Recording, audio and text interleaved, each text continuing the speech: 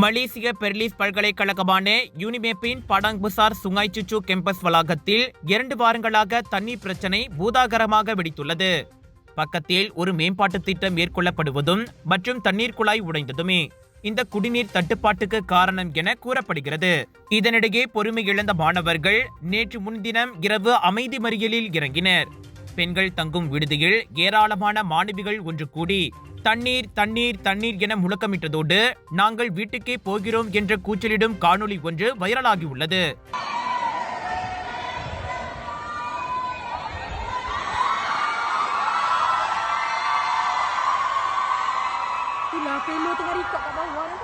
இந்நிலையில் அங்கு பயிலும் சில மாணவர்கள் தங்களின் அவல நிலையை வணக்கம் மலேசியாவிடம் பகிர்ந்து கொண்டனர். தண்ணீர் விநியோகம் இல்லாத காரணத்தால் தங்களின் அன்றாட வாழ்க்கை பெரும் பாதிப்படைந்திருப்பதாக 1ஆம் ஆண்டு மாணவரான கோகிலன் ராஜன் கூறியுள்ளார். மாற்று ஏற்பாடாக பிப்பாய்களில் தண்ணீர் விநியோகம் கொடுக்கப்படுகிறது. அத்தண்ணீரை குடிப்பதற்கும் சமைப்பதற்கும் பயன்படுத்த வேண்டாம், குளிப்பதற்கு மட்டும் பயன்படுத்துமாறு அறிவுறுத்தப்பட்டுள்ள நிலையில் வழங்கப்பட்ட பிப்பாய் தண்ணீர் அசுத்தமாக இருப்பது மாணவர்களின் புகாராகும். ஒன்னு பாத்தீங்கன்னா ஏதோ ஒரு ப்ராஜெக்ட் அங்க போயிட்டு இருக்கு. சோ அங்கதான் மெயின் தண்ணி சப்ளை கொடுக்கறேன்னு சொல்லியிருந்தாங்க. அதுக்கப்புறம் பாத்தீங்கன்னா ஒரு இடத்துல பைப் உடஞ்சிருக்கு. சோ அதை செஞ்சுக்கிட்டு இருக்காங்க. அதனால பாத்தீங்கன்னா தண்ணி சப்ளை கிடைக்கலன்னு சொல்லியிருந்தாங்க. தண்ணி இல்லாதனால என்னென்ன பிரச்சனை பாத்தீங்கன்னா டெய்லி யூஸ்க்கு நம்ம ட்ரிங்கிங் வாட்டர், அதுக்கப்புறம் பாத்தீங்கன்னா குளிக்கிறதுக்கு கஷ்டமா இருக்கு. யூனி மேனேஜ்மெண்ட் இப்ப என்ன சொல்லியிருக்காங்க பாத்தீங்கன்னா நேற்று தான் மெமோ வெளியாகிருக்காங்க. அதாவது பாத்தீங்கன்னா யூனிவர்சிட்டி அந்த கேம்பஸ்ல உள்ள ஸ்டூடெண்ட்ஸ் எல்லாம் தண்ணி பிரச்சனை தீர்ற வரைக்கும் பாத்தீங்கன்னா எங்க எல்லாத்துக்கும் ஆன்லைன் கிளாஸ் அரேஞ்ச் பண்ணிருக்காங்க.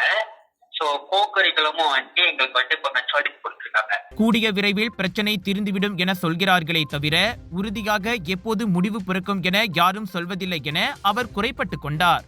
இவ்வேளையில் தண்ணீர் பிரச்சனையோடு கடந்த சில நாட்களாக மின்சார விநியோகமும் அவ்வப்போது தடைப்பட்டிருப்பதாக ஜோஹோரில் இருந்து வந்து படிக்கும் கேஷிகா முருகன் கூறினார். தண்ணியோட சேர்ந்து இடப்பட்ட 2 நாட்களா எலக்ட்ரிசிட்டி ப்ராப்ளமும் கொஞ்சம் வருது. அதனால மாணவர்களுக்கு கல்வியில ஃபோக்கஸ் பண்றதுக்கு ரொம்ப கஷ்டமா தான் இருக்கு. இந்த படாங் பசார்ல ரோட் சைட்ல நிறைய பைப்லாம் உடஞ்சிருச்சுனால ஸோ எங்களுக்கும் அதாவது யூனிசிட்டி ஒரு ஹாஸ்டல் யூனிமேப்ல இருக்கிற ஒரு ஹாஸ்டல். ஸோ எங்களுக்கும் அந்த பிரச்சனை வருது. தண்ணி பிரச்சனை யூனிசிட்டியில மட்டும்தான் இப்போதைக்கு இருக்கு. தண்ணி நேத்துல இருந்து வர ஆரம்பிச்சிருச்சு இப்போதைக்குலாம். ஆனா எங்களால ஷோரா சொல்ல முடியாது இந்த தண்ணி பிரச்சனை மறுபடியும் வராது அப்படின்னு ஷோரா எங்களால உறுதியா சொல்ல முடியாது.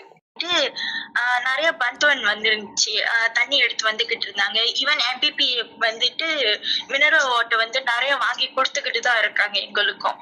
இந்த 2 வாரங்களாக விட்டு விட்டு தண்ணீர் வருவதும் அப்படியே வந்தாலும் அழுக்காக இருந்ததால் மாணவர்களுக்கு உடலில் அரிப்பு ஏற்பட்டது.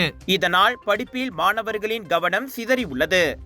இந்நிலையில் நேற்று முதல் தண்ணீர் விநியோகம் திரும்பியுள்ளது.